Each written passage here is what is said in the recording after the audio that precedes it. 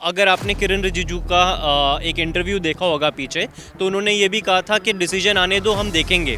तो मुझे लगता है कुछ हद तक वो वाली बात भी अच्छी नहीं थी। तो शायद एक तरीके से एक कोल्यूजन हो रहा है लेजिस्लेचर का और जुडिशरी का। धर्म की चीज़ मेंशन की है ना, वो एक ऐसी चीज़ है जो बहुत ज़्यादा सेंसिटिव इशू है मैम।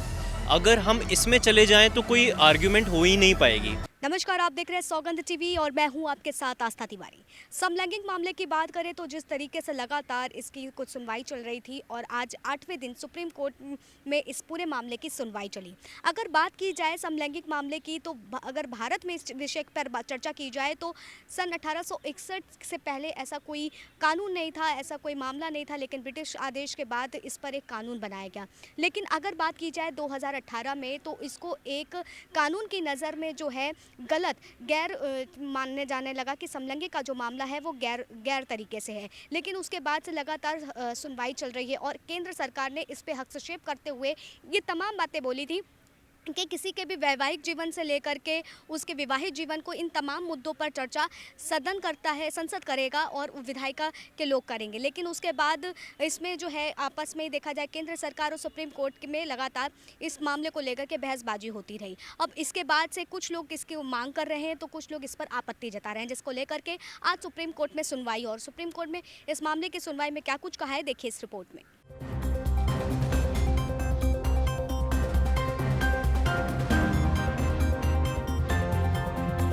समलैंगिक विवाह को कानूनी मान्यता देने से जुड़े मुद्दे पर सड़क से लेकर कोर्ट तक बहस हो रही है। कई लोग समलैंगिक विवाह को सही बता रहे हैं तो कई इस पर आपत्ति जता रहे हैं। अब ऐसे में कोर्ट की तरफ से मान्यता देने की मांग वाली याचिकाओं पर सुप्रीम कोर्ट की संविधान पीठ में 8वें दिन सुनवाई हुई। सीजेआई की अध्यक्षता वाली 5 जजों की बेंच के में वरिष्ठ वकील राकेश द्विवेदी मध्य प्रदेश राज्य के लिए अपनी दलीलें देते हुए कहा कि स्पाउस को डिस्क्राइब करते हुए एक कंपाइलेशन कोर्ट को दिया। द्विवेदी ने शक्तियों के पृथक्करण पर जोर देने के लिए संविधान के अनुच्छेद 50 का हवाला देते हुए कहा है कि यह एक सलाहकार का क्षेत्राधिकार है, संसद इसके लिए सक्षम है, यह न्यायिक कार्य बिल्कुल भी नहीं है। सीजेआई ने इस पर कहा कि अनुच्छेद 50 अलग विचार के साथ तैयार किया गया था, यह स्टेल्ड है। अब देखने वाला विषय रहेगा कि आखिर इस मामले पर कब आता है फैसला। समलैंगिक मामले को लेकर के जिस तरीके से आज सुप्रीम कोर्ट में 8वीं बार सुनवाई हुई है और इस मामले पर सुप्रीम कोर्ट एडवोकेट सार्थक अरोड़ा का क्या कुछ कहना है, आइए हम जान लेते हैं। सर, जिस तरीके से सेम सेक्स मैरिज को लेकर के लगातार चल रहा है कि केंद्र सरकार बोल रही है कि वो उसके हाथ में है, जबकि सुप्रीम कोर्ट बोल रहा है कि वो हम लोगों के हाथ में होना चाहिए, सुप्रीम कोर्ट इसको किस नज़रिए से देखता है? देखिए मैम, जो अभी तक हियरिंग चल रही है उस पे हमारे सॉलिसिटर जनरल तुषार मेहता काफ़ी तर्कपूर्ण चीज़ें दे रहे हैं। उसमें वो ये भी बता रहे हैं कि इंसेस्ट जैसे मामलों को हम उसकी कंपैरिजन में चल सकते हैं और क्या सेम सेक्स मैरिज होनी चाहिए। तो ऑब्वियसली उनका एक मत जवाब है ना।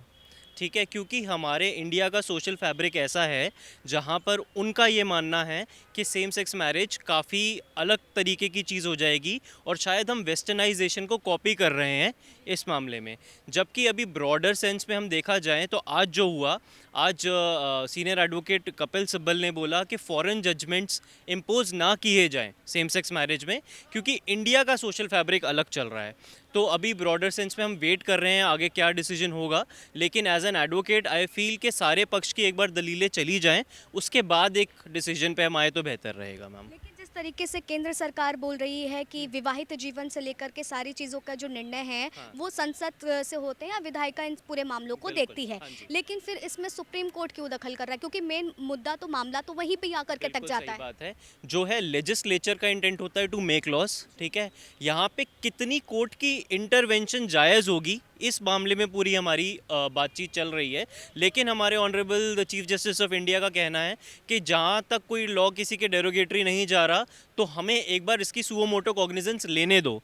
तो ये एक अच्छा स्टेप देख रहा हूँ मैं हमारे सीजीआई का, और मुझे लगता है हमारी जुडिशरी जिस थ्रेशोल्ड पर अभी है वो एक अच्छी रास्ते पे जा रही है, क्योंकि ये बहुत ज़्यादा बोल्ड और डेयरिंग स्टेप्स लेना चाह रहे हैं।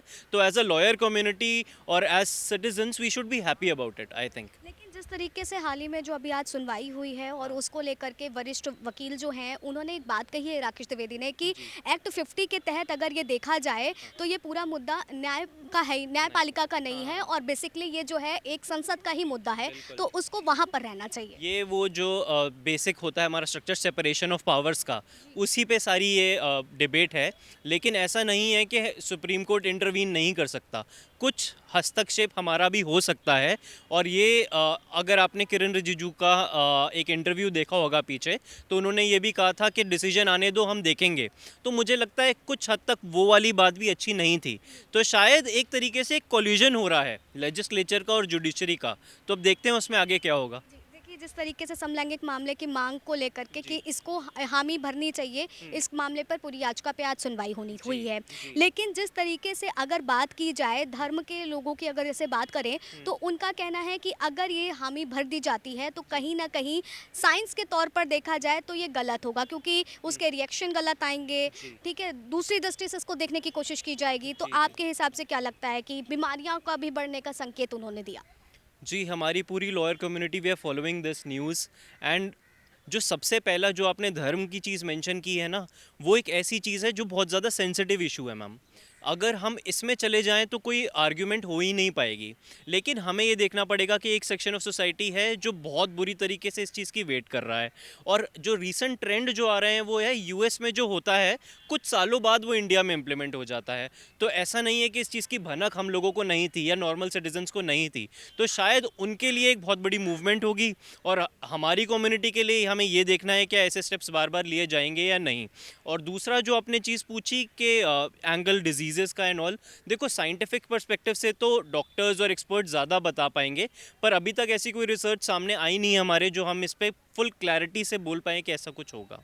तो देखिए, ये बात थी समलैंगिक मामले को लेकर के जो सुनवाई हुई। अगर ये मामले की बात की जाए तो वर्ष 1861 के बाद से इसने तूल पकड़ा और 2018 के बाद ये जो है सुप्रीम कोर्ट में इसने दस्तक दी है। अब देखने वाला विषय होगा कि इस पर कब आता है फैसला। तब तक के लिए आप बने रहिए सौगंध टीवी पर। कैमरा पर्सन सुमित के साथ आस्था तिवारी। आप देख रहे हैं सौगंध टीवी, सौगंध वतन की।